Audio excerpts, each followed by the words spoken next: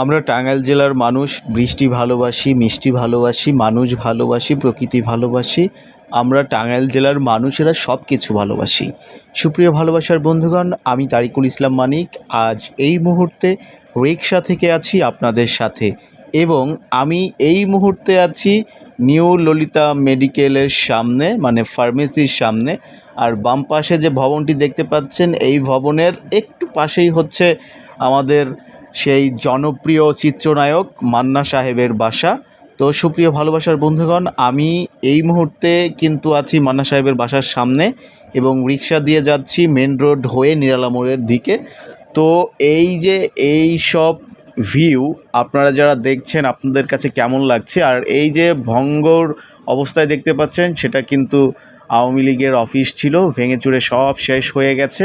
সুপ্রিয় ভালোবাসার বন্ধুগণ, আপনারা যারা টাঙ্গাইলের মানুষ আছেন, টাঙ্গাইলের সিনিয়র সিটিজেন যারা আছেন এবং আমরা যারা জুনিয়র আছি, তারা প্রত্যেকেই টাঙ্গাইল সম্পর্কে জানি এবং আরও ভালোভাবে জানব।